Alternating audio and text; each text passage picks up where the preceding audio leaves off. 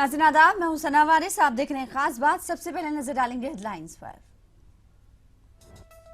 अहम मसाइल से तवज्जो हटाने के लिए हिंदू और मुसलमानों के बीच की जा रही है नफरत की सियासत, हुकूमत पर अरशद मदनी का इल्जाम। मरकज की स्कॉलरशिप की रकम से अकलियती तलबा महरूम, झारखंड असेंबली के बजट इजलास में उठा गया मसला। पटना में हुज्जतुल इस्लाम वल मुस्लिमीन ने किया एहतजाज, वक्फ अमलाक को जमीन माफियाओं से पाक करने का किया मुतालबा।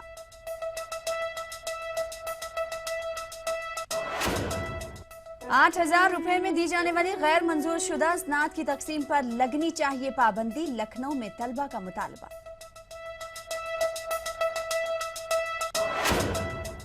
उज्जैन में 22 अप्रैल से 21 मई तक सिंहस्थ मेला, मुस्लिम समाज भी रज़ाकाराना खिदमात देने के लिए तैयार।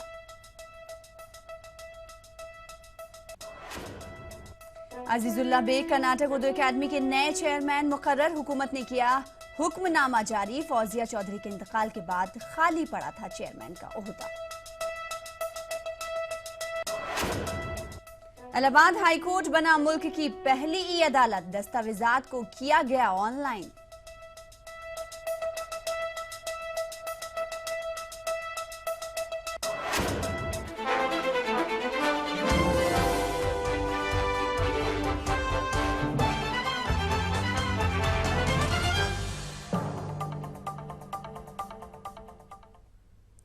तो बुलेटिन की शुरुआत करेंगे और सबसे पहले बात अरशद मदनी की करेंगे।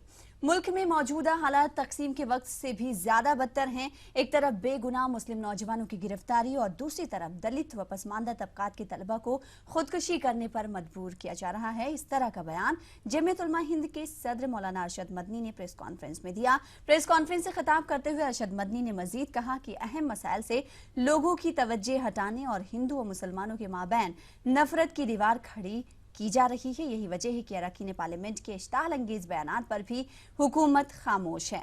दरियासना जमीयत उलमा हिंद ने वाजे कर दिया कि वो दलितों के हुकूक की लड़ाई लड़ेगी। हम देख रहे हैं कि सेकुलरिज्म दाव पर है, हर तरफ से नफरत की आवाज उठ रही है। पार्लियामेंट जो हमारे मुल्क का सबसे ज़्यादा मोहतरम मरकज़ और इदारा है, उसके मिंबरान आग उगल रहे हैं अक़लियतों के ख़िलाफ़ और ख़ास तरीक़े से मुस्लिम अक़लियत के ख़िलाफ़। और ऐसा लग रहा है कि दस्तूर कहीं इसको आग न लगा दी। हुज्जतुल इस्लाम वल मुस्लिमीन के ज़ेर-ए-तमान वक्फ की ज़मीनों को ज़मीन माफियाओं से पाक करने के मकसद से पटना में एक रोज़ा धरने का इनेकाद किया गया। दरअसल मामला मुजफ्फरपुर जिले का है। गुज़िश्ता 9 फरवरी को शिया वक्फ बोर्ड के चेयरमैन अरशद अली आज़ाद और CEO सरकारी दौरे पर मुजफ्फरपुर गए थे। उनसे जब लोगों ने कब्जे की ज़मीनों के ताल्लुक से बात करने की कोशिश की तो न सिर्फ उन्होंने बात करने से इनकार कर दिया, बल्कि उनकी मौजूदगी में ही जमीन माफियाओं ने लोगों की जमकर पिटाई की। नाराज आवाम ने पटना में आकर हुकूमत को शिया वक्फ बोर्ड के जिम्मेदारों के खिलाफ सख्त कार्रवाई करने का मुतालबा किया। यहाँ धरना देने आए थे कि मुख्यमंत्री जी को ये बताया जाए कि अगर ऐसा होता रहा तो आज डंडा चल रहा है, कल पिस्तौल चलेगा, परसों बम चलेगा। ये सब भूमाफियाओं के साथ हैं। एक एक इंच ज़मीन वक्फ की बेच देंगे, मॉल बनवा के उनके कब्जे में दे देंगे। उसके बाद वक्फ नाम की चीज़ जो है वो लुग़त से और डिक्शनरी से ख़त्म हो जाएगी। इसलिए हम यहाँ खड़े हुए हैं कि कमज़ोर आवाम की बात को सुना जाए और गुंडों से वक्फ बोर्ड को।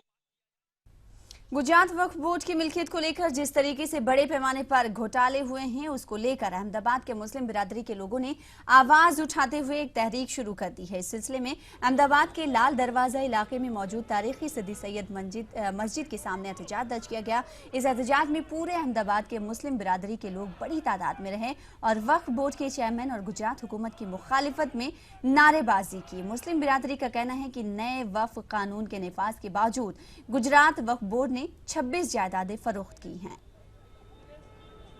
और तमाम गुजरात के मुसलमानों का फर्ज है कि जहाँ पर भी ऐसा एनक्रोचमेंट किया जाता है, इलीगल जो ट्रांजैक्शन किए जाते हैं, उसको रोकना चाहिए। आज गुजरात वक्फ बोर्ड ने कानून की जिसे कहें धज्जियां उड़ा करके कानून के खिलाफ जाकर के बिल्कुल कम भाव में न बेचने वाली चीजों को बेच दिया गया है। हम उसे झारखंड असेंबली के बजट इजलास के दौरान कांग्रेस के रुकन असेंबली करनाल सरंगी ने मरकज की स्कॉलरशिप की रकम से अकलियती तलबा को महरूम रखे जाने का मौजू उठाया।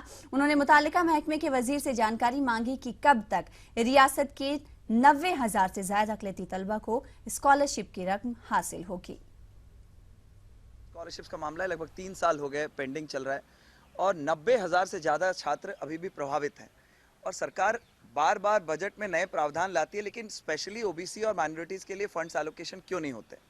और सरकार दुहाई देती है कि ये मामला जो है कि अल्पसंख्यक वित्त निगम और कल्याण मंत्रालय के बीच में फंसा हुआ, लेकिन जो छात्र बाहर पढ़ रहे हैं उनकी बेरोजगार उर्दू नौजवानों ने काउंसलिंग से लौटने के बाद यूटीसी फराहम करने वाले तालीम घर को ही बंद करने का मुतालबा शुरू कर दिया है। तलबा कहते हैं कि 8,000 रुपए में दी जाने वाली गैर मंजूर शुदा स्नात की तकसीम पर पाबंदी लगनी चाहिए। इस एहतजाज पर रद्दअमल जाहिर करते हुए शहनाज सिद्रत ने तलबा को काउंसलिंग में शरीक न होने देने के लिए हुकूमत को जिम्मेदार ठहराया है।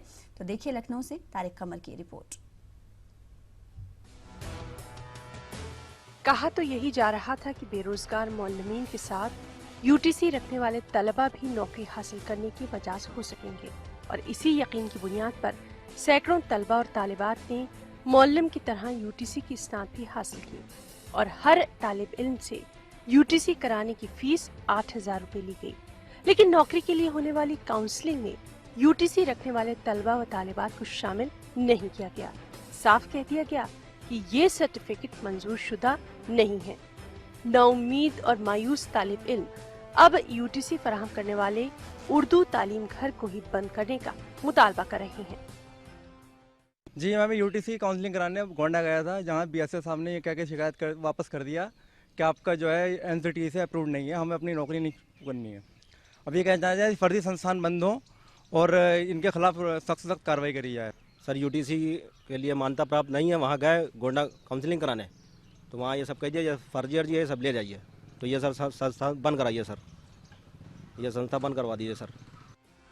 इन तमाम शिकायत पर शहनाज सुदरत कहती हैं कि पहले भी यूटीसी रखने वाले तलबा नौकरी पा चुके हैं और इसी हुकूमत ने उनको नौकरी दी है, लिहाजा इसमें इनकी कोई गलती नहीं है बल्कि इसके लिए हुकूमत ही जिम्मेदार है।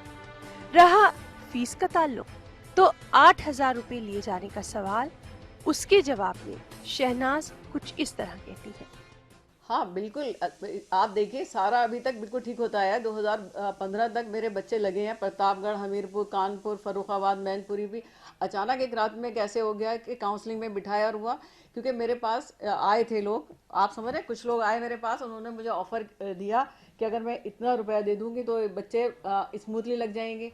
उसके बाद जो है बच्चों के लिए भी डिमांड की गई और वो डिमांड नहीं पूरी हुई, तो ये सारी चीज़ें बीच में आ रही हैं। बहस ये नहीं कि गलती किसकी है और किस हद तक है, लेकिन ये एक सच्चाई है कि बेरोजगार लोगों को अगर मंजूर शुदा स्नात नहीं दी जाएंगी तो उनके मुस्तकबिल पर सवालिया निशान जरूर लग जाएगा।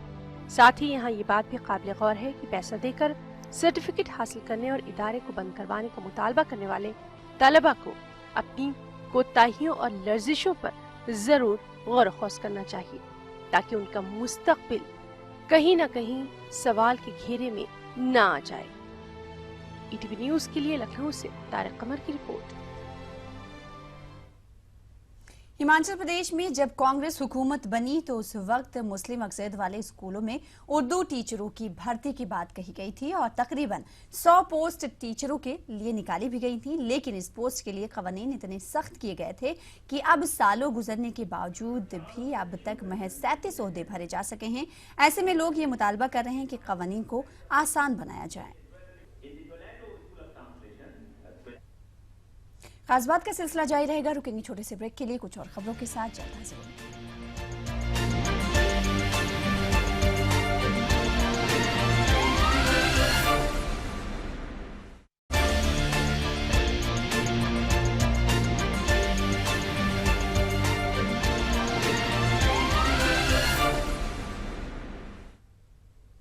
ब्रेक के बाद एक बार फिर आपका इस्तकबाल करते हैं। आप देख रहे हैं खास बात। तो अजीजुल्लाह बेग कर्नाटक उर्दू अकादमी के नए चेयरमैन मुकर्रर हुए हैं। इस सिलसिले में हुकूमत ने हुक्मनामा भी जारी किया है। पिछले माह डॉक्टर फौजिया चौधरी के अचानक इंतकाल के बाद उर्दू अकादमी के चेयरमैन का ओहदा खाली था। वजीर अक़लियती बहबूद डॉक्टर कमरुल इस्लाम ने साबिक IAS अफसर अजीजुल्लाह बेग को चेयरमैन के ओहदे के लिए नामजद किया है।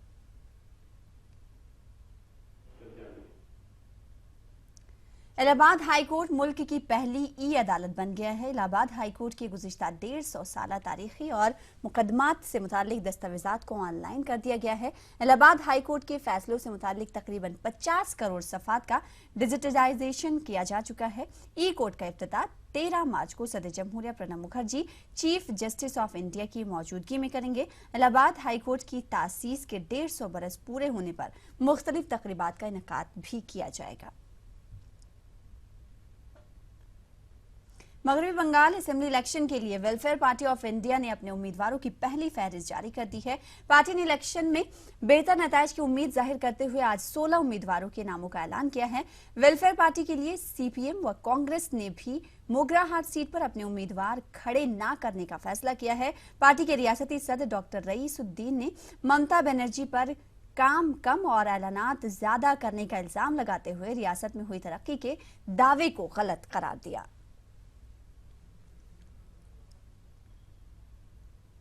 तो वहीं मगरबी बंगाल में इलेक्शन की तैयारियां शुरू हो चुकी हैं। हर पार्टी एक दूसरे से आगे जाने की कोशिशों में जुटी हुई है। कौन किस पार्टी के साथ आएगा, इसकी हिकमत अमली भी तेज हो गई है। ऐसे में इस फहरिस्त में आइमा को भी शामिल करने की कोशिशें हो रही हैं, जिस पर बंगाल के मुसलमानों ने सख्त हैरत का इजहार किया है।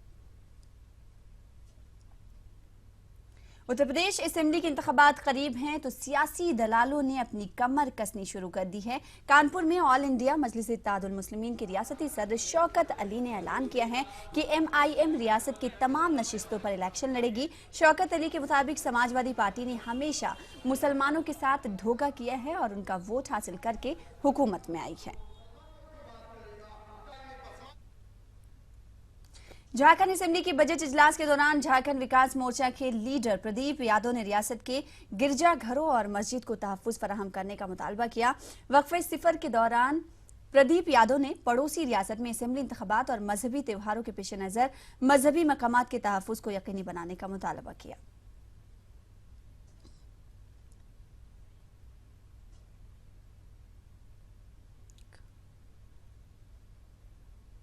उज्जैन में 22 अप्रैल से 21 मई तक मुनक्किद होने वाले समस्त में मुस्लिम समाज ने भी रजाकाराना तौर पर अपनी खिदमात का फैसला देने का ऐलान किया है। मध्य प्रदेश संकेत संघर्ष मोर्चा के कारकुनान ने इस सिलसिले में सूबे के वजीर आला शिवराज सिंह चौहान से उज्जैन रवाना होने वाले उनके जत्थे को हरी झंडी दिखाई और गुजारिश की है कि संयुक्त संघर्ष मोर्चा का कहना है कि जिस तरह से भोपाल में मुनक्किद होने वाले आलमी इज्तिमा में हिंदू भाई रजाकाराना खिदमात अंजाम देते हैं, उसी तरह से वो भी सिमहस्त की तैयारियों में अपनी खिदमात देना चाहते हैं ताकि मोहब्बतों का सफर आगे जारी रहे।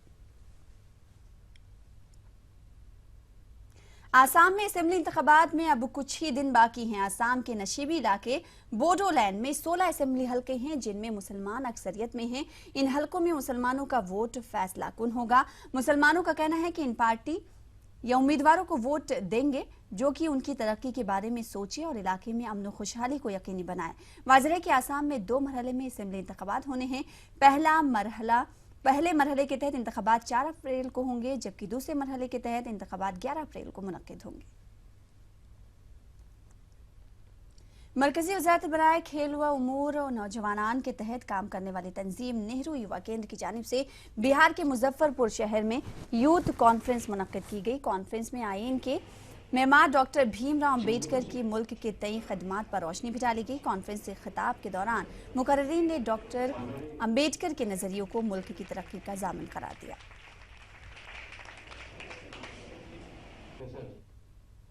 तो मुझे दीजिए इजाजत और साथ ही साथ आपको बताते हुए चलें कि आप हमारी वेबसाइट urdu.pradesh@.com पर मजीद खबरें तफसील के साथ देख सकते हैं।